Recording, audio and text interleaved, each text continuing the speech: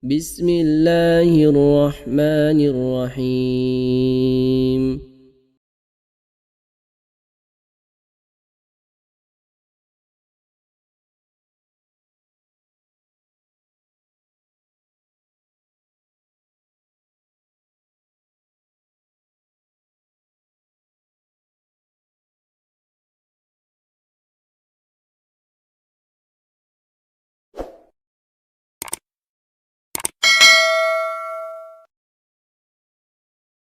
Assalamualaikum warahmatullahi wabarakatuh.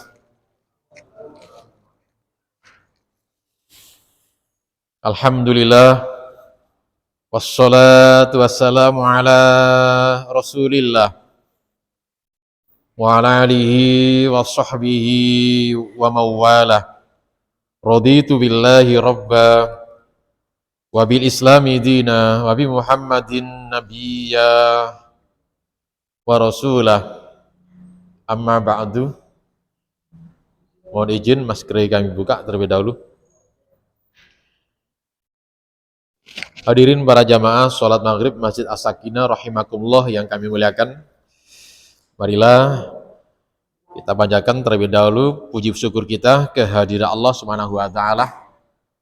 Alhamdulillah maghrib malam hari ini Allah masih selalu mencurahkan karunia nikmatnya kepada kita.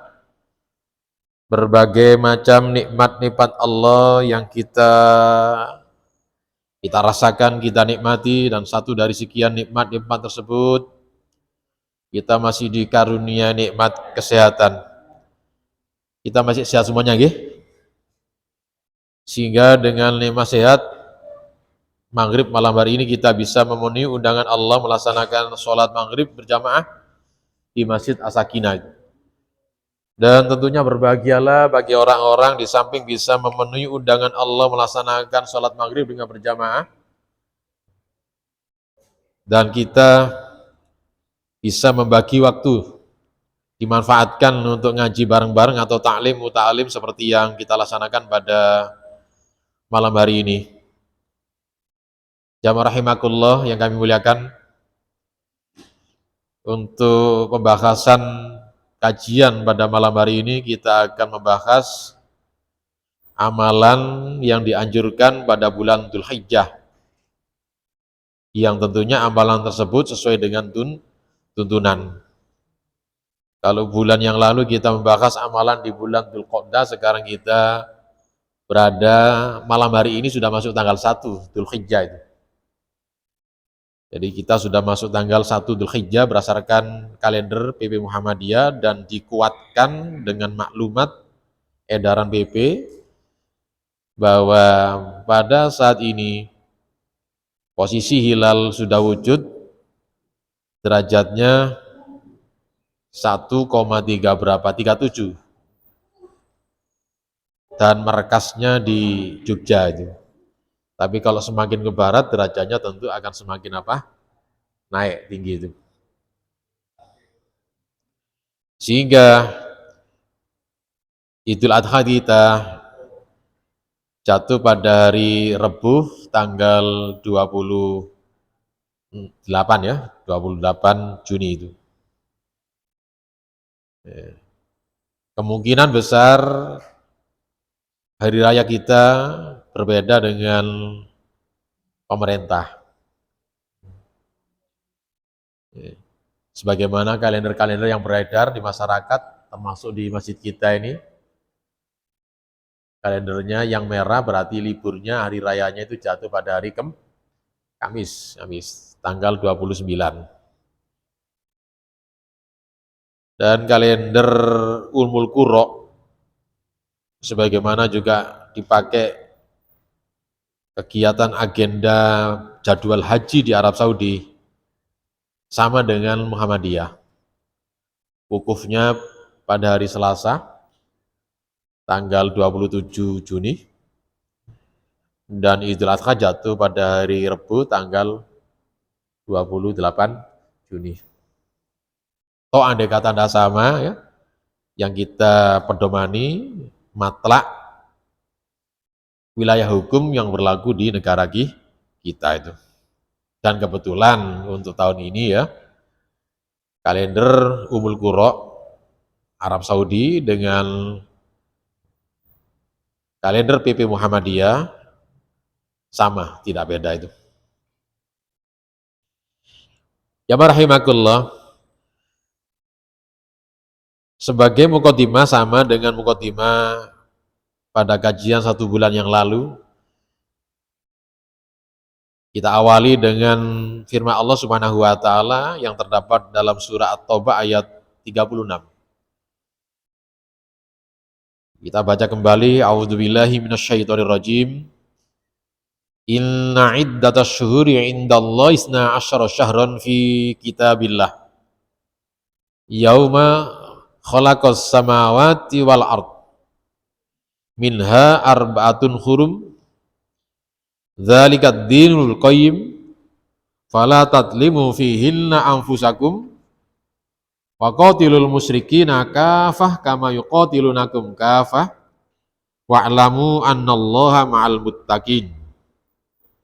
Sesungguhnya bilangan bulan di sisi Allah ialah 12 bulan.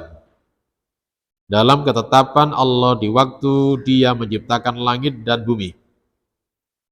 Di antaranya terdapat 4 bulan haram. Itulah ketetapan agama yang lurus. Maka janganlah kamu menganiaya dirimu dalam bulan yang 4 itu. Dan perangilah kaum musyrikin itu semuanya, sebagaimana mereka pun memerangi kamu semuanya. Dan ketahuilah bahwasanya Allah bersama-sama orang yang bertakwa. Penjelasan singkatnya jamaah rahimakumullah dalam tafsir Al-Basit Imam Al-Wahidi terkait dengan potongan ayat minha arba'atul hurum, darinya dari 12 bulan tersebut ada 4 bulan haram atau dimuliakan. Kata beliau 4 bulan tersebut yaitu bulan Rajab, bulan Dzulqa'dah, bulan Dzulhijjah, dan bulan Muharram. Itulah pendapat ulama, tidak ada perbedaan sama sekali. Artinya ijma' ulama. Dan makna haram adalah diagungkan dosa, melakukan hal-hal yang diharamkan padanya lebih kuat dari yang diagungkan pada bulan lainnya. Artinya perbuatan dosa yang dilakukan dalam 4 bulan tersebut dosanya berbeda dengan bulan-bulan yang lain. Dosanya lebih besar itu. Itulah kalau kita merujuk kembali pada ayat fala tadlimu fihilna anfusakum. Janganlah kamu mendolimi di dalam 4 bulan tersebut diri kamu semuanya ya. Sesungguhnya berbuat dolim tidak hanya 4 bulan saja dilarang, seluruh bulan kita dilarang berbuat dolim. Tapi disebutkan secara khusus maknanya, kata Ibnu Abbas, 4 bulan tersebut dosanya memang berbeda dengan bulan-bulan yang lain, lebih besar. Begitupun kalau ada orang yang melakukan amal-amal kebaikan, amal solih, maka pahalanya juga berbeda dengan amalan-amalan di bulan yang lain. Berbeda itu, lebih besar pada 4 bulan tersebut. Sedangkan orang-orang Arab Jahiliyah sendiri juga mengagungkannya, sehingga kalau ada seorang dari mereka bertemu pembunuh ayahnya, dia tidak menyerangnya. Ya. Jadi mereka juga menghormati bulan 4 tersebut. Ibnu Katsir juga di dalam tafsirnya diterangkan oleh Al-Qasimi tentang 4 bulan tersebut disebutkan salah satu syardun, 3 bulan berurut-urut, yaitu mulai kalau urutannya itu Dzulqa'dah itu kan urutan ke-11, Dzulhijjah urutan yang ke-12, Muharram urutan yang pertama. Balu wa wahidun yang 1 bulan fardun menyendiri, yaitu bulan Rajab. Urutan yang ke-7 bulan Rajab. Jadi bulan-bulan berturut diantaranya bulan Dzulqa'dah, bulan Dzulhijjah, dan bulan Muharram. Sedangkan yang menyendiri itu bulan Rajab. Adapun kalau kita merujuk pada keterangan hadis Rasulullah Shallallahu Alaihi Wasallam yang disampaikan ketika beliau sedang melaksanakan haji yang disebut dengan haji wada. Haji wada maksudnya haji pamit pisah. Karena Rasulullah hajinya seumur-umur, yaitu saya seumur hidup ya sekali saja Rasulullah. Sehabis haji Rasulullah tidak melaksanakan haji lagi karena Rasulullah kurang lebih 2 bulan sehabis haji Rasulullah wafat meninggalkan umatnya seperti kita ini. Sehingga yang disebut dengan haji wada. Di tengah-tengah saat Rasulullah menyampaikan khutbahnya, khutbah wukuf dan khutbah wada, panjang sekali. Salah satu kalimat-kalimat yang disampaikan isi khutbah tersebut diantaranya menyampaikan seperti ini. Wa inna zamana qadistadaro kahiatil yawma khalaqas samawati wal ard. Dan sesungguhnya zaman sungguh istadaro beredar. Kahiati sebagaimana keadaan yauma hari khalaqas samawati wal ard, sebagaimana hari ketika Allah menciptakan langit-langit dan menciptakan bumi. Wa inna, dan sesungguhnya iddatas syuhur, sesungguhnya bilangan bulan isna asyara syahron, ada 12 bulan. Minha, darinya, dari 12 bulan ada arba'atun hurum, ada bulan yang diharamkan, dimuliakan. Salah satu mutawaliyatun, 3 bulan berurut-urut, yaitu bulan Dzulqa'dah, Dzulhijjah dan Muharram. Wa Rajab, adapun bulan Rajab mudhar diidofkan dengan Rajab, maknanya karena kabilah Mudhar adalah kabilah yang paling hobi perang, paling senang perang. Tapi kalau sudah bulan Rajab mereka itu berhenti sama sekali. Kalau Anda kata diserang, mereka tidak menyerang balik. Itulah Mudhar diidofkan dengan bulan Rajab. Di mana bulan Rajab alladzi bainal Jumadah, maksud Jumadil Akhir wa Sya'ban. Posisi bulan Rajab diapit 2 bulan. Diapit dengan bulan Jumadil Akhir dan bulan Sya'ban. Rajab bulan ke-7, berarti Sya'ban ini urutan yang ke-8, sedangkan Jumadil Akhir urutan yang ke-6. Itulah keterangan hadis ya yang menguatkan dari ayat atau surah At-Taubah ayat 36. Maka berdasarkan keterangan di atas, berdasarkan buku tanya jawab jilid 4, tentu ini adalah kumpulan dari fatwa-fatwa Majelis Tarjih, bahwa yang dimaksud dalam surah At-Taubah tersebut menjelaskan 4 bulan diantaranya di sana disebut bulan Rajab, bulan Dzulqa'dah, bulan Dzulhijjah dan bulan Muharram. Jadi sepakat ulama, tidak ada perbedaan. Lalu pengertian Dzulhijjah sendiri, jamaah rahimakumullah, secara bahasa Dzulhijjah terdiri dari 2 kata. Dzul artinya sesuatu yang memiliki atau pemilik, dan al-hijjah artinya menunaikan ibadah haji. Jadi penamaan Dzulhijjah ini karena pada bulan tersebut umat Islam sedang melaksanakan atau menunaikan ibadah haji. Dzul itu memang sesuatu yang memiliki. Sebagaimana kita sudah bahas ya, ada nabi yang disebut dengan Dzulkifli. Ada kan Dzulkifli kan? Dalam tafsir Ibnu Katsir, Dzulkifli itu nama aslinya adalah Al-Bashar. Al-Bashar putra dari Nabi Ayub. Dzulkifli sebutan karena ketika itu raja sudah tua mau mangkat, ketika titah disampaikan kepada penduduknya, siapa yang sanggup menerima titah raja? Tidak ada yang sanggup. Kemudian yang sanggup hanya dipikul oleh Al-Bashar tersebut. Sehingga Al-Bashar disebut Nabi Dzulkiflun. Kiflun artinya beban tanggung jawab. Nabi yang mendapatkan beban tanggung jawab ketika mendapatkan titah dari raja itu. Ada seorang yang gagah perkasa yang mengalahkan Ya'juj sama Ma'juj, yaitu Dzulqurnain. Disebutkan dalam surah Al-Kahfi. Wa yasalunaka andil qurnain, ya gitu. Ada nabi yang pernah ya berada dalam perut ikan, Nabi Dhunnun. Nun itu artinya ikan paus. Ya, nabi yang dimiliki ikan paus, maksudnya nabi yang berada pada perutnya ikan paus. Nabi siapa itu? Yunus, ya. Jadi Dun. Ada menantu Rasulullah disebut Dun Nur Ainin.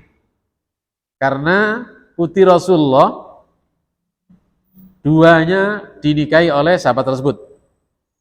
Yang satu meninggal dunia, wafat, kemudian dinikahan lagi oleh putri yang lain. Kalau nggak salah Ruqayyah dengan Zainab. Zainab dulu yang meninggal dunia, apa Ruqayyah dulu ya? Kami lupa itu.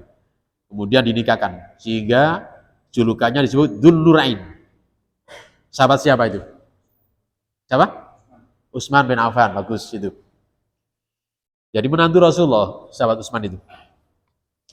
Baik, kita lanjutkan rahimakallah. Amalan apa yang dianjurkan selama dalam 4 bulan termasuk bulan Dzulhijjah seperti malam hari ini. Satu di antaranya kita memperbanyak puasa 9 hari pertama ini. Jadi kalau panjenengan ya kalau membiasakan atau mungkin mencoba ya silakan. Ya, karena memang ada dalilnya, insya Allah akan kita bahas dalilnya. Di dalam mazhab Hambali ya puasa 9 hari ya, 9 hari pertama Dzulhijjah mulai tanggal 1 sampai tanggal 9 Dzulhijjah ini dianjurkan ya. Al-mustahab, sangat disukai di mazhab Hambali itu. Apa dasarnya? Mari kita lihat. Secara umum hadisnya sudah pernah kita bahas, disampaikan dari sahabat ya. Ada cerita nanti Abu Dawud menerima dari gurunya haddatsana, gurunya ini Musa bin Ismail. Musa bin Ismail mendapatkan gurunya siapa? Haddatsana Hamad, gurunya ya. Kemudian an Sa'id al-Jurairi, an Abi Salil al-Mujibah al-Bahili. Al-Mujibah al-Bahili ini menjadi persoalan di kalangan ulama hadis, siapa Mujibah ini? Al-Bahili ini. Apakah dia sahabiah perempuan atau sahabat laki-laki? Kalau dilihat redaksi hadisnya memang kelihatannya ada ittirab, kegoncangan dari segi matannya. Kalau dia misalnya laki-laki, kenapa dia menggunakan an abiyah? Domirnya kok ha itu.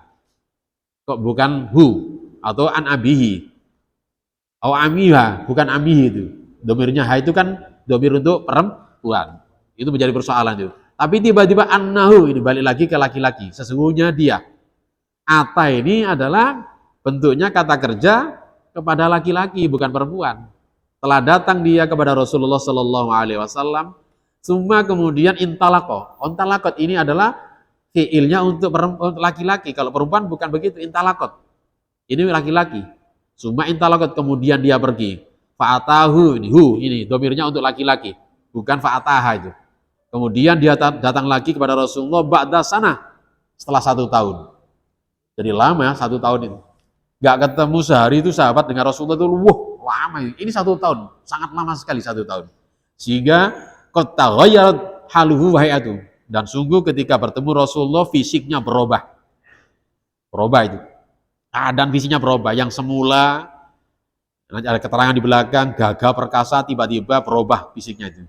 Fakola sehingga Rasulullah ya. Nah, kemudian dia mengatakan, Fakola ya Rasulullah. Amma tarif, kenapa panjenengan enggak mengenal lagi kepada saya? Kola kemudian Rasulullah menyampaikan respon, waman anta, bukan waman anti. Kalau perempuan waman anti, tapi waman anta. Siapa Anda ini? Ini untuk laki-laki, domir anta itu. Kola ini dia menjawab, bukan kolat. Kalau perempuan kolat, tapi ini kola itu. Dia menjawab, ana al-Bahili, saya al-Bahili itu.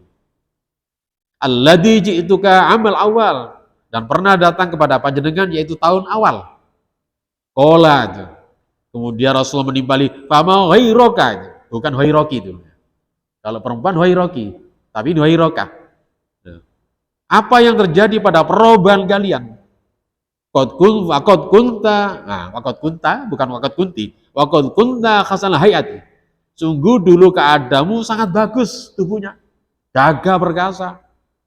Pola kemudian dia menjawab, ma'akal tu to'aman illa billail. Saya tidak makan kecuali hanya malam, itu pun mundu faroktuka. Mundu itu adalah sesuatu yang mendekati tidur, artinya cara-cara puasa Mujibah al-Bahili adalah makan, buka, dan makan sahurnya jadi satu. Itu aja. Terus-terusan selama satu tahun. Ini puasa menyusahkan diri. Ini. Kita lihat penjelasan berikutnya hadisnya kita jelaskan. Faqala Rasulullah Sallallahu Alaihi Wasallam. Ya. 5 adabta nafsaka, kenapa kalian kok menyiksa diri? Puasa kok seperti itu, menyiksa diri. Jadi semua ibadah dalam Islam, jamaah rahimakumullah, prinsipnya tidak ada yang menyusahkan diri kita. Islam itu prinsipnya litaisir, memberikan mudah. Ya, mudah Islam itu. Tidak memberatkan cara ibadah kita. Ini kok puasa model begitu. Kok sampai menyiksa diri itu. Sumakola kemudian Rasulullah bersabda kepadanya, sum puasalah, syahrul sabar, puasalah bulan sabar yaitu bulan Ramadan. Sehingga bulan Ramadan terkenal dengan bulan sabar itu.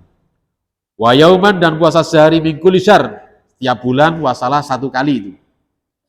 Kata ulama ngeten iki puasa mutlak, tidak diikat waktu-waktu tertentu. Qala, ternyata dia minta kepada Rasulullah, zidni tambah lagi kepada saya. Kenapa? Fa inna bi kuwah. Kalau seperti ini sesungguhnya saya kuat. Qala Rasulullah melanjutkan, sum yaumaini. Puasalah 2 hari. Ini juga kata ulama, puasa apa ini? Ini namanya puasa mutlak, tidak diikat dengan hari tertentu dan bulan tertentu atau tanggal tertentu. Qala, kemudian dia minta lagi, zidni tambah lagi kepada saya. Qala, kemudian Rasulullah, sum salasata ayam, puasalah 3 hari. Qala, zidni tambah lagi kepada saya. Qala, Rasulullah menjawab lagi, sum minal hurum, puasalah dari bulan-bulan haram atau bulan-bulan yang dimuliakan, 4 bulan tersebut. Watruk, sehingga silakan tidak puasa. Sum, puasalah minal hurum dari hari-hari yang diharamkan, yaitu 4 bulan. Watruk, silakan tidak puasa. Sum, diulangi lagi Rasulullah 3 kali, minal hurum, watruk, diulangi 3 kali. Sambil perawi hadis mengatakan, waqala, sambil Rasulullah mengatakan begitu, diangkat bi asabihi salasah, 3 kali tangannya, jari-jarinya, wa dhammaha, kemudian dilipat atau digenggam, summa arsalaha, kemudian dilepas lagi dengan isyarat jari-jari Rasulullah. Sekali lagi jamaah rahimakumullah, hadis ini menjadi pertentangan di kalangan ulama hadis dari segi matan. Niat ini kita dari kalimatnya kok itirob, ada kegoncangan. Ini pertama tadi sebagaimana kami terangkan. Dari segi sanad juga ada pertentangan itu. Tapi yang jelas hadis ngaten niki dijadikan dasar oleh putusan Tarjih Muhammadiyah. Tapi kalau panjenengan cari di buku 3 tebel ngaten niki, nyun sewu, mencari putusan puasa, tidak ada di sini jamaah rahimakumullah. Tidak ada di sini. Buku, apalagi buku pertama ngaten ini, buku terkenal pertama ini, tidak ada di sini. Maka panjenengan kalau mencari dokumen-dokumen ngaten niki harus, ya kebetulan kami memiliki, kami sebut buku ketiga ini. Cuma buku ngeten ini jarang dicetak, sehingga tidak banyak orang Muhammadiyah memiliki, apalagi mengetahui itu. Ya. Jadi di sini ada 3 keputusan Muktamar Tarjih 20 di Garut, misalnya tentang masalah sholat gerhana, sholat istiqo, sholat hari raya, ya tidak ada di sini. Di sini juga tidak ada di buku yang lain. Ya. Takbiran koyopo, bacaannya tidak ada di sini, bacaan takbir. Kalimatnya di sini, buku lain. Keputusannya karena keputusan Garut tahun 76. Kemudian kalau panjenengan mencari tentang masalah tuntunan puasa sunat, ya juga tidak ada di sini. Di sini juga tidak ada buku tebal. Yang ada dalam keputusan Klaten, yaitu Muktamar Tarjih ke-21 di Klaten, tahunnya 80, dan seterusnya. Jadi itulah fadilah, manfaatnya ya kita bisa ngaji ngaten niki, insyaallah sharing pengetahuan kita. Oke, jadi alhamdulillah kami punya dokumen, saya simpan walaupun sampai elek ngaten ini saya simpan. Jadi saya simpan. Jadi itulah tentang masalah hadis yang dijadikan dasar oleh putusan Tarjih Muhammadiyah. Adapun secara khusus puasa 9 hari ini lebih ditekankan lagi, atau puasa tanggal 9 maksudnya. Puasa tanggal 9 Dzulhijjah, yaitu yang disebut dengan puasa Arafah. Merujuk pada keterangan hadis disampaikan dari sahabat Abu Qatadah, Rasulullah bersabda, siyamu yaumi Arafah. Hadisnya panjang, tapi ini diambil kaitannya dengan konteksnya puasa Arafah itu. Puasa hari Arafah, ahtasibu, kata Rasulullah, saya berharap Allah kepada Allah ayyukafiro bisa mengkafar atau menutupi atau menghapus as-sanat allati qablah, 1 tahun dosa yang lewat. 1 tahun lewat dihapus. Wasanata, dan lebih hebat lagi, wasanata allati ba'dahu, bisa juga menghapus dosa 1 tahun ke depan. Kok enak? Betul jamaah rahimallah. Tapi kata penjelasan ulama yang memang ahli, di antaranya saranya, Ibnu Hajar Asqalani mengatakan, maknanya apa kok 1 tahun ke depan kok kita sudah dihapus dosanya itu? Katanya beliau, ketika puasa kita 1 hari Arafah itu diterima oleh Allah, tandanya panjenengan ke depan itu gak mudah gampangan buat dosa itu. Maknanya begitu. Gak gampang buat dosa itu. Kenapa? Karena dilindungi oleh Allah. Kalau tandanya puasa 1 hari tadi diterima. Itu perubahannya itu begitu matanya. Ini betul masuk akal itu. Jadi puasa hari kedepannya panjenengan gak gampang-gampang berbuat dosa itu. Dilindungi oleh Allah. Kan nyambung berarti kan? Nyambung. Sehingga otomatis kita tidak akan berbuat dosa. Itulah kalau puasa kita, satu hari Arafah itu, tanggal 9 Dzulhijjah diterima oleh Allah. Bahkan jamaah rahimakumullah, dalam keterangan hadis lain, walaupun hadis ini menjadi pertentangan di kalangan hadis, ada yang mengatakan sahih, ada yang mengatakan dhaif, ada yang mengatakan hasan. Tapi yang jelas hadis ini disahihkan Al-Albani itu. Di antaranya disampaikan dari An Hunaidah bin Khalid an Imra'ati an ba'di azwaji Nabi sallallahu alaihi wasallam, dari salah seorang istri Rasulullah SAW, qalat, nah ini perempuan ya, istri Rasulullah. Dia mengatakan karena Rasulullah adalah Rasulullah SAW yasumu tis'a Dzulhijjah, Rasulullah puasa 9 Dzulhijjah. 9 hari maksudnya. Wa yauma Asyura, ini Senin. Ya, puasa Asyura juga dilaksanakan oleh Rasulullah itu. Bahkan rencana Rasulullah mau Tasu'a tanggal 9 enggak kesampaian karena Rasulullah sudah wafat lebih dahulu. Puasa ayyami kulli syahr, dan puasa Rasulullah tiap bulan 3 hari itu. Awal Isnin, kadang-kadang mengambil hari Senin itu diambil pekan yang pertama. Minasar tiap bulan, wal khamis, dan diteruskan dengan puasa Kamis yang terkena dengan puasa Senin dan Kamis.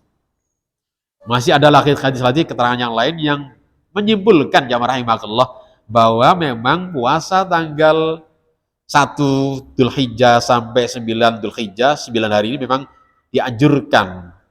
Lebih-lebih kalau kita mengikuti pendapat ulama, diantaranya mazhab Hambaliyah. Ditekankan di sana, disukai di situ. Kemudian jamaah rahimakumullah, di samping puasa disunatkan juga ada dalam bulan Dzulhijjah dilarang kita berpuasa. Ya, di antaranya hari raya sendiri memang kita dilarang puasa itu. Apabila kalau kita sedang melaksanakan haji kemudian wukuf di Arafah, tidak boleh kita melaksanakan puasa Arafah itu. Kecuali kalau penjenengan di sana di Arafah tapi nggak haji. Kok ada? Oh ada Pak. Enten nggih. Siapa itu? Mungkin petugas haji. Kemungkinan petugas haji kan ada yang tidak haji di sana. Di Arafah boleh angsal puasa Arafah. Tapi kalau dia melaksanakan ibadah haji tidak boleh. Mari kita lihat dasarnya diantaranya disampaikan dari Ikrimah ini. Ikrimah ini nyantri kepada sahabat-sahabat, diantaranya Abu Hurairah, yang paling disantri adalah Ibnu Abbas, muridnya Ibnu Abbas. Dia ketika itu datang ke rumah Abu Hurairah, di rumahnya, kemudian fasa'altuhu, kemudian dia menanyakan ansomi yaumi Arafah bi Arafah, puasa Arafah pada saat wukuf di Arafah. Faqala Abu Hurairah, kemudian Abu Hurairah mengatakan, nah Rasulullah melarang ansomi yaumi Arafah bi Arafah, puasa Arafah ketika wukuf di Arafah dilarang. Itu pun dibuktikan dengan perbuatan Rasulullah. Ada 2 hadis ini. Ya, disampaikan dari Ibunda Maimunah zauji Nabi Muhammad sallallahu alaihi wasallam annaha qalat, sesungguhnya Ibunda Maimunah mengatakan, innan nasa saku, ketika itu orang-orang mengadu atau berdebat fi siyami Rasulillah sallallahu, tentang masalah puasa Rasulullah sallallahu alaihi wasallam yauma Arafah, ketika Rasulullah berada di Arafah itu.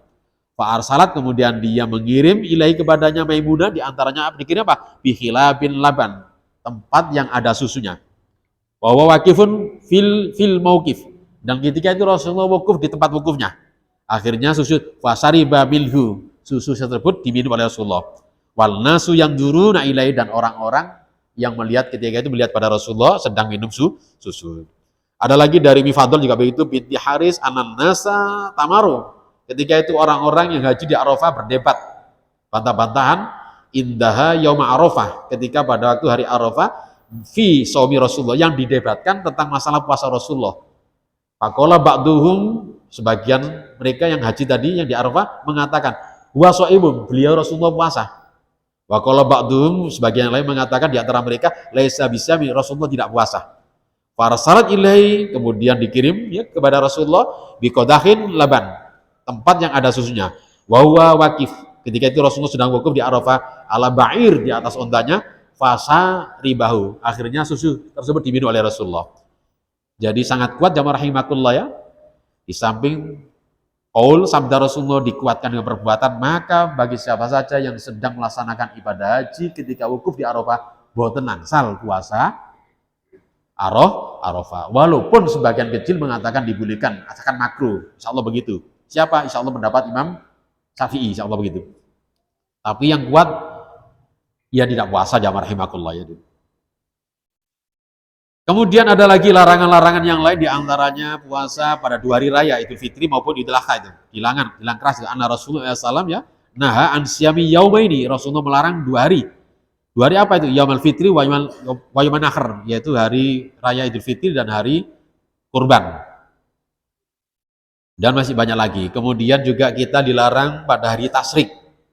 Tasyrik yaitu tanggal 13, 11, 12 dan 13 Dzulhijjah. Disebutkan dalam hadis kenapa hari tasyrik itu disebut dengan hari tasyrik ayam akli wasurbi. Tasyrik itu hari untuk makan-makan dan minum. Jadi itu. Sampai-sampai juga Rasulullah di sini lam yurahis fi ayyamata, tidak diberikan rukhsah keringanan pada hari tasyrik ay yusamna, ketika orang puasa itu. Illa kecuali liman lam yajidil haji. Bagi orang-orang ketika melaksanakan ibadah haji dengan cara kiron dan cara tamattu, boleh damnya nusuknya diganti dengan puasa 10 hari. Dzalika asyaratul kamilah, itulah puasa yang sempurna sebagai dam nusuk ibadah haji, cara tamattu dan cara kiron. Kalau dia tidak menyembelih dam nusuk, boleh di sana. Aku gak nyembelih kambing, gak unta itu. Apa? Tak ganti puasa, boleh itu di sana, asalkan kalau penjenengan misalnya pas saat ibadah ritual, karena hari tasyrik itu kegiatan di Mina itu melempar jumroh, kalau kuat silakan puasa, kalau kuat boleh, tidak dilarang. Karena apa? Puasa tersebut adalah sebagai gantinya mengganti dam nusuk. Nusuk atau dam itu artinya apa? Dam itu kan menyembelih darah. Dam itu darah, maksudnya menyembelih kurban. Dam bagi ibadah haji tamattu dan haji kiron. Diganti puasa boleh. 3 hari di sana, 10 hari kalau sudah di tanah airnya atau pulang ke rumahnya. Itu cara-cara puasa dam, mengganti dam nusuk itu. Boleh tanggal 11, 12, 13 Dzulhijjah. Ya. Kalau kuat, karena pada tanggal tersebut memang masih ada kaitannya dengan masa ibadah-ibadah yang lain, melempar jumroh itu. Bisa mengambil nafar sani atau nafar awal itu. Dan itulah keterangan ulama. Kemudian jamaah rahimakumullah yang lain, amalia apa saja? Di antara kedua, kita dianjurkan memperbanyak takbiran. Lafaz takbiran sebagaimana yang sering kita baca. Dan sekali lagi, ini kita bisa melihat dalam dokumen yang lain, tidak ada di dalam dokumen, tidak ada itu. Jadi bacaannya Allahu Akbar, la ilaha illallah, wallahu akbar, walillahil hamd. Keputusan Garut ya, ada ini. Dan satu lafaz lagi yang jarang dilafatkan, jarang dibaca, dan Allahu Akbar kabira. Ini sananya ada. Yang lain-lainnya tidak ada sananya, sehingga dalam keputusan tarjih inilah 2 kalimat inilah yang memang diputuskan dalam keputusan tarjih di Garut. Oh, iya betul ya, di Garut itu. Jadi kalau yang satu yang sering kita baca, tapi yang kedua ini jarang kita amalkan. Jadi Allahu Akbar kabira. Adapun Allahu Akbar 3 kali itu pendapat ulama menggabungkan dari 2 sanad tersebut, yang 2 digabung dengan 3 itu, sehingga banyak diamalkan sebagian saudara kita. Takbirnya dengan 3 Allahu Akbar gitu ya, la ilaha illallah. Itu pendapat ulama dibolehkan, pendapat, tapi sanadnya tidak ada sanadnya itu. Jadi yang jelas sanadnya ada 2 tadi yang sering kita amalkan, yaitu kalimat takbir, yang satu lagi Allahu Akbar, jadi 3 kali, kemudian kabiro. Sudah, tidak ada terusnya. Kemudian dalam takbiran Idul Adha, memang ulama-ulama membagi dengan 2. Ada yang takbiran sifatnya mutlak, dan ada takbiran yang sifatnya muqayyad. Yang mutlak tidak dibatasi hari-hari tanggal-tanggal tertentu. Pokoknya kalau sudah masuk tanggal ya Dzulhijjah seperti sekarang ini, kita dianjurkan takbiran. Sudah masuk. Tapi kalau sampai takbiran di masjid, bingung orang-orang itu. Pakai speaker. Iki yo opo ya itu. Karena mereka tidak begitu paham, ya takbiran biasa saja. Maksudnya ya biasa-biasa itu. Jangan dia mustahib gitu ya, santai-santai. Ya, tetap kita baca takbir itu. Di mana-mana, di pasar, di tempat kerja, jalan-jalan, takbir itu. Sampai kapan? Sampai tanggal 13 Dzulhijjah. Ini disebutkan dalilnya diantaranya merujuk pada keterangan ayat Al-Quran ditafsiri oleh Ibnu Abbas, karena memang Ibnu Abbas ini adalah sahabat yang direkomendasi Rasulullah ahli tafsir itu. Ya. Terhadap 2 ayat, 2 surat. Yang pertama soal haji 28 disebutkan di sana potongannya wa yadhkuru smallahi fi ayyami ma'lumat. Ayyam ma'lumat, nah ada penjelasan di belakang. Satu lagi soal Baqarah 203. Wa dzkurullahi fi ayyami ma'dudat. Ayyam ma'dudat diterangkan di belakang. Mari kita lihat keterangan. Wa dzkurullahi fi ayyami ma'lumat yaitu ayam asyar kata Ibnu Abbas. Jadi maksudnya hari-hari yang dimaklumi di sini adalah 10 hari pertama itu. Tanggal 1 Dzulhijjah sampai tanggal 10 Dzulhijjah itu. Sekarang kan sudah masuk ayam asyar itu. Dan ayam ma'dudat, hari-hari yang berbilang, ayam tasyrik, hari-hari tasyrik. Itulah memang mutlak. Adapun yang muqayyad, ternyata jamaah rahimakumullah juga disebutkan dalam hadis lain. Halaman berikutnya, ma tidaklah min dari ayam hari-hari a'dhamah indallah diagungkan di sisi Allah wala habba ilaih dan tidak dicintai olehnya oleh Allah minal amal dari amal fihinna dalam hari-hari tersebut. Min hadil ayyam asr dari hari yang 10 tersebut mulai tanggal 1 sampai tanggal 10. Fa aksiru fihinna fit minat tahlil, perbanyaklah oleh kalian dengan tahlil wa takbir wa tahmid. Inilah kalimat-kalimat rumusan kalimat takbiran. Karena takbiran kan ada tahlil, ada takbir, ada tahmid. Soalnya hadisnya nih. Dan juga dikuatkan dengan amalia sahabat. Siapa di antaranya? Ini dua sahabat. Bahkan Ibnu Umar, Abu Hurairah, kedua sahabat ini Ibnu Umar dan Abu Hurairah, yakhrujani, kedua sahabat keluar ila suq ke pasar fi ayyam asr pada 10 hari Dzulhijjah pertama ya. Tanggal 1 sampai 10 yukabbironi, kedua sahabat ini bertakbiran. Wa yukabbirun nas, dan orang-orang bertakbir bitakbirihima, sebagaimana takbir yang dilakukan oleh kedua sahabat tersebut. Takbiran sahabat ini.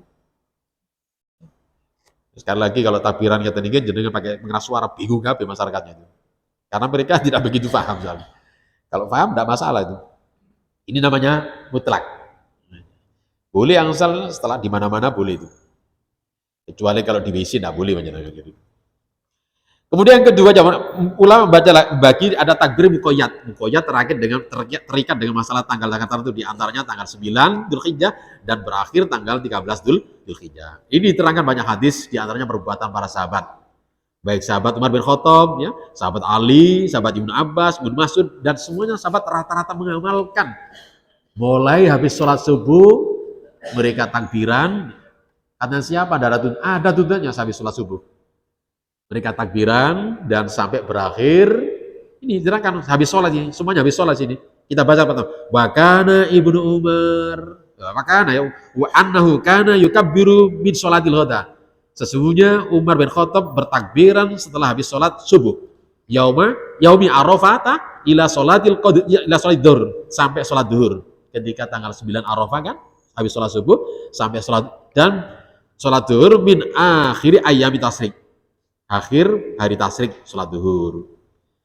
Sahabat Ali juga begitu, habis sholat subuh 9 Arafah itu 9 Dzulhijjah, annahu kana yukabbiru min sholatil fajri yaumi Arafata ila sholatil asri min akhir ayyami tasyriki wa yukabbiru ba'dal asra. Ini semuanya nih sahabat-sahabat begitu, sama takbiran nih, habis sholat subuh takbiran. Makanya jamaah rahimakumullah dianjurkan menurut Ibnu Hajar Asqalani dzikir wiridnya habis sholat itu dengan takbiran semua sholat waktu itu, 5 waktu itu.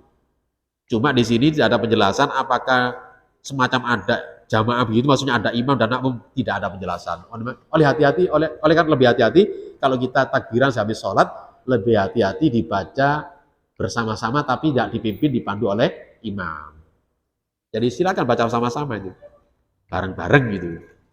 Beda dengan ada jamaah. Kalau jamaah itu kan dipandu imam, seperti sholat itu kan, beda kan. Baca sama-sama silakan. Habis sholat pada tanggal habis subuh sholat ya, sholat Arafah itu habis Arafah, sholat subuh ya. Kalau kita puasa Arafah sampai berakhir tanggal 13 setelah sholat asar sebelum menjelang maghrib. Nah ini semuanya diterangkan semuanya itu. Kemudian yang lain jamaah rahimakumullah, amalnya apa lagi? Amal soleh. Dasarnya apa? Kita lihat min ayyam amal, dan tidaklah hari-hari ketika beramal solih fiha dalam hari tersebut ahabbu ilallah, dicintai oleh Allah min hadil ayyam, dari hari ini maksudnya yakni ayyam asar, yaitu 10 hari yang pertama Dzulhijjah. Qalu, sahabat bertanya, ya Rasul, hai Rasulullah, walal jihadu fisabilillah, apakah tidak bisa dikalahkan dengan pahala jihad di jalan Allah?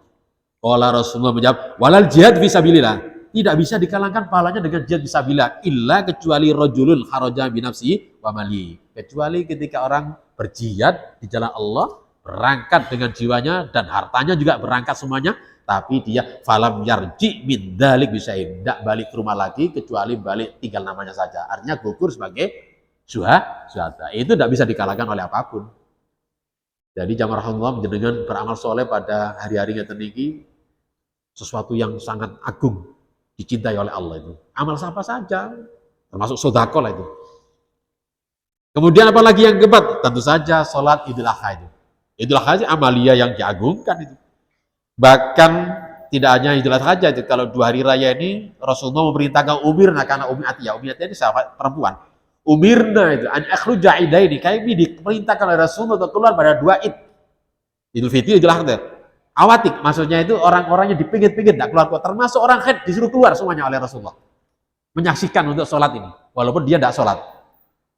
Fatazil, kemudian kami berpisah dengan tempat sholat, ada tempat sendiri itu. Jadi kalau panjenengan terlibat di panitia Idul Fitri, Idul Adha, panjenengan harus menyediakan tempat khusus bagi ibu-ibu yang men, supaya mereka menyendiri dengan tempat kita sholat berjamaah. Itu aja begitu. Zaman Rasul itu juga begitu, diamalkan oleh para sahabat-sahabat. Begitu agungnya hari raya kita, sebagai syiar itu, syiar. Termasuk syiar Idul Kurban apa? Nyembelih ini. Makanya min sya'airillah disebutkan begitu dalam Al-Qur'an. Kurban itu wal budna kan itu kan. Ja'alna lakum fiyya, bagaimana itu? Min sya'airillah itu berarti syiar Allah. Kok nyembelih tidak diadakan? Keliru jamaah rahimakumullah. Nyembelih itu tetap setiap tahun diadakan itu. Nah, ada orang berpendapat ini kan ada mengatakan sunnah itu biar tidak terkesan wajib, tempo-tempo nggak usah kurban. Keliru jamaah rahimakumullah ini. Jadi keliru itu. Tetap tiap tahun itu kurban, walaupun ada mengatakan kurban hukumnya sunnah muakkadah, tapi sebagian mengatakan wajib. Di kalangan Ahmad wajib kurban itu. Nanti kita bahas masalah ke belakangnya. Tapi syiarnya dengan kurban itu kita. Syiar. Wujud syiar itu dengan kurban. Sebutnya ada Al-Qur'an, surah Al-Hajjiyat berapa itu? Ayat 36 apa 35, mulai 34 sampai 35 sampai 36 itu ada di sana itu. Nah, itu ya. Jadi sholat Idul Adha silakan keluar semuanya itu. Abang Cidil bahasa. Abang Cidil keluar semuanya. Kemudian yang kelima, menyembelih kurban ini. Apa perintahnya? Banyak diantaranya sebutan fasholli li rabbika wanhar. Inna a'tainakal kautsar fasholli li rabbika wanhar. Maka sholatlah li rabbika untuk kalian wanhar dan kurbanlah. Berkurban atau menyembelih. Menarik jamaah rahimakumullah, Ibnu Katsir dalam nasir fasholli di sini sholat apa di sini? Kata Ibnu Katsir dalam nasirnya sholat maktubatun au nafilatun. Nah, ini punya konsep hukum beda ini. Jadi bisa sholat wajib artinya sini atau bisa sholat sunnah. Kalau dikatakan sholat wajib berarti wanhar ini menjadi wajib. Nah, begitu. Wanhar kurban menjadi wajib. Atofnya kepada fasholli ini. Tapi kalau fasholli dikatakan nafilah sholat sunnah, maka wanhar ini menjadi hukumnya sunnah muakkad. Begitu pembahasannya. Sehingga sekali lagi hukum kurban di kalangan ulama dibagi dua pendapat yang kuat. Yang pertama jumhur ulama kebanyakan sunnah muakkadah, sunnah yang ditekankan seakan menjadi wajib tapi tidak menjadi wajib. Tapi sebagian kecil ulama diantaranya Ahmad bin Hambal mengatakan, termasuk yang lainnya mengatakan wajib. Ulama-ulama di kalangan Hambaliyah bagi orang-orang yang mampu tidak mau kurban, dia berdosa itu. Mampu gak berkorban. Banyak dalil-dalilnya, diantaranya ketika itu ada sahabat kurban, kemudian kurban itu belum waktunya kok kurban. Kurbannya termasuk ibadah makdo kok. Ini kok gak pakai aturan waktu itu. Belum sholat kok sudah disembelih semuanya itu. Akhirnya sembelih lagi. Kemudian dia cari-cari, tidak menemukan ya Rasulullah. Apa namanya itu? Kalau ukuran kurban usianya itu, mesti ada. Ya sudah kalau gitu jatah itu. Khusus untuk kamu. Nah, itu difahami oleh ini berita wajib kata Ibnu Ahmad itu. Ada lagi dikatakan hadis lain itu.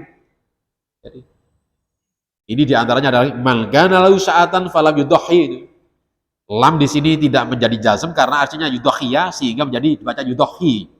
Fala yaqrabanna menjadi takkid dunia ini adaptasinya, jangan sekali-kali mendekati musallana, mendekati tempat sholat kami. Bagi siapa yang punya kemampuan bisa beli kambing atau urunan, kecapan ya, tujuh orang satu ekor sapi, tidak mau kurban, maka jangan mendekat-dekati tempat sholat kami. Bisa bimana sholat masjid di masjid maupun tidak mendekati tempat sholat id itu. Jadi itu. Nah, coba rahimakumullah sekali lagi, kurban itu sebetulnya menurut kami itu sebetulnya ukurannya itu bukan kemampuan, tapi kemauan, keinginan kuat. Kalau orang kemauan kuat, keinginan kuat, bisa kok kurban itu. Walaupun dia orang pas-pasan itu. Kami mendapatkan, insya Allah sahih ceritanya ini. Ada seorang nenek yang sudah tua, tiap hari ya, jauh dari keramaian ya.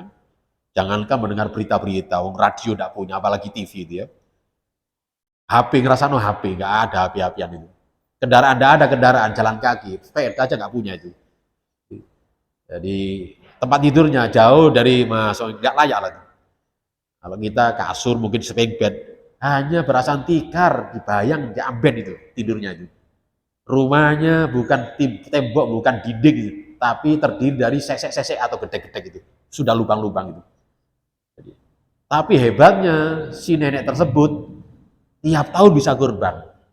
Dan yang lebih hebat lagi, kurbannya bukan kambing, tapi kurban sapi. Kenapa? Karena dia punya kemauan itu. Walaupun dia, kalau ukuran orang sekarang, nggak mampu dia. Tapi kemauan yang keras, niatnya yang kuat. Sehingga dia tiap tahun bisa kurban sapi itu. Kan luar biasanya tadi. Jadi sebetulnya orang kurban itu sebetulnya bukan ukurannya itu mampu, tapi kemauannya. Kalau kemauan keras orang yang sewu, sepeda motor, kalau kemauan keras pilih sepeda motor, walaupun gak ada duit, direwangi kredit. Begitu, karena kemauan keras. Ya. Jadi kemauan. Orang itu bisa terwujud karena kemauan. Kalau kemauannya keras, insya Allah kita bisa kurban tiap tahun itu. Paling tidak kita bisa arisan atau nyicil lah begitu. Atau jamaah rahimakumullah, mungkin kalau kita bisa pinjam asalkan tidak menjadi berat, maksudnya pinjam nggak menjadi melarat, itu boleh pinjam, utang itu boleh kurban. Ada jekakno misalnya itu, kebetulan pas hariannya nggak bayaran, belum bayaran, atau mungkin uangnya belum ada, nanti ada di jekakno itu boleh yang asal utang. Dan yang paling akhir jamaah rahimakumullah ini kajiannya dibatasi waktu. Panjenengan kalau sudah niat kurban mulai hari ini, malam hari ini panjenengan sampai nanti di hewan disembelih, panjenengan boten angsal menggunting rambut, memotong rambut, atau kata Imam Syafi'i, jangankan rambut, bulu-bulu yang ada tubuh kita itu tidak boleh dicabuti, tidak boleh dibakar, itu maksudnya dia tidak boleh itu. Dikerik itu tidak boleh itu. Dan kuku kita tidak boleh dipotong. Nanti niku. Di Sahih Muslim jamaah rahim, ini hadisnya di Sahih Muslim. Mau Sahih Muslimnya.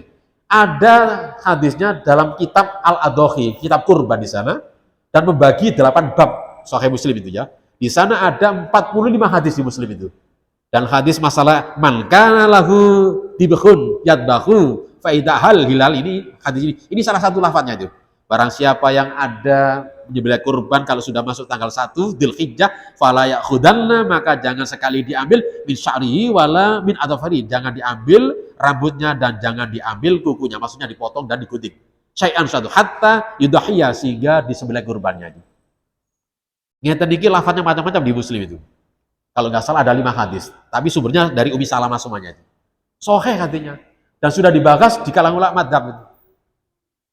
Termasuk menjadi perdebatan, bagaimana ini hukumnya apa? Ini menjadi persoalan. Ada mengatakan haram, Imam Ahmad di antaranya begitu. Abu Hanifah juga mengatakan begitu. Ada mengatakan tidak, ada mengatakan makruh litanji Syafi'iyah itu. Yang jelas sudah dibahas hukumnya itu. Apakah yang haram dan yang dimakruhkan secara tanji, yang jelas yang tidak boleh dipotong, dicukur itu adalah sohibul kurban, bukan di hewannya, bukan. Bukan gitu. Imam Muslim mencatat jamaah rahimakumullah, yang nulis hadisnya tadi, babnya itu menyebutkan yang dilarang itu bukan hewannya itu. Yang dilarang adalah sohibul kurban. Dia yang mencatat hadisnya itu. Oh, tiba-tiba orang sekarang nggak menemukan hadis, belajar dari Muslim, menemukan hadis Muslim, mengatakan yang dilarang adalah hewannya. Tekondi ngoten niku jadi. Kan aneh jamaah rahimakumullah. Imam Muslim sendiri ini mencatat dalam babnya itu, mengatakan begitu. Dan sudah didebatkan oleh ulama-ulama madzhab tentang masalah hukum memotong rambut, menggunting rambut, dan memotong kuku. Sampai di sini jamaah rahimakumullah, karena dibatasi waktu. Monggo kalau ada yang mau tanya silakan. Monggo silakan, silakan.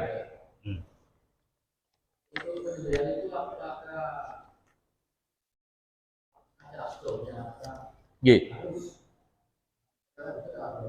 Nggih, betul nggih. Nggih. Kalau melihat hadisnya Rasulullah, perbuatan Rasulullah dan dikuatkan hadis memotong kuku rambut tadi itu, jadi boleh dipotong kuku karena ulama mengatakan begini, memotong kuku orang Islam itu adabnya dianjurkan jangan melebihi 10 hari. Nah, kalau hari Jumat itu anjuran tapi tidak ada sanad hadisnya. Tapi jangan sampai umat Islam memotong kukunya itu lebih 10 hari. Idealnya begitu. Sehingga jamaah rahimahullah dikaitkan jangan dipotong kukunya, rambutnya sampai disembelih kurban. Berarti di sini tadi itu yang utama termasuk amalia Rasulullah ketika Rasulullah habis sholat subuh hari raya Adha itu tidak makan minum Rasulullah. Baru nanti makan setelah Rasulullah menyembelih kurban, yang dimakan adalah hewan kurban yang dimasak tadi itu. Sehingga di kalangan Syafi'iyah disunatkan bagi orang kurban memakan hewan kurban. Maka yang paling afdol kata Syafi'iyah hari yang pertama kurban.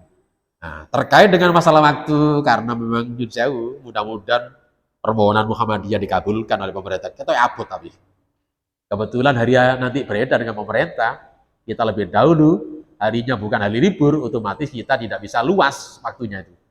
Menyembelih hari Rebu itu. Maka otomatis menjalankan pada hari libur, hari Kamis. Ini sifatnya darurat. Maunya hari Rebu, tapi mepet, nggak bisa. Ya sudah, dilaksanakan hari Kamis. Berarti kalau menjenengan nanti misalnya menyotong kuku, boleh dilaksanakan setelah sholat. Teman, boleh. Tidak ada larangan karena sudah masuk hari raya itu. Walaupun belum menyembelih. Afdolnya, sekali lagi Syafi'iyah, hari yang pertama itu. Kurban itu. Oh, yang bilang kurban orangnya. Ya kalau orangnya mampu seperti Rasulullah itu menyembelih sendiri Rasulullah kalau mampu. Tapi tidak semua orang itu tegel nyembelih itu. Kalau nggak biasa kadang-kadang juga nggak bisa gitu. Ya otomatis nyata niki lihat uruf ada di masyarakat. Kalau nggak berani jangan dipaksakan itu. Ia minta tolong karena Rasulullah juga di samping menjelaskan sendiri, Rasulullah juga diwakili oleh Ali, artinya dibolehkan. Diwakilkan itu dibolehkan. Maka tugas panitia sebagai wakil sobil kurban, panjenengan bisa mengatur waktu-waktunya dan tetek bengeknya oleh panitia. Boleh diwakilkan panitia. Jadi bagaimana?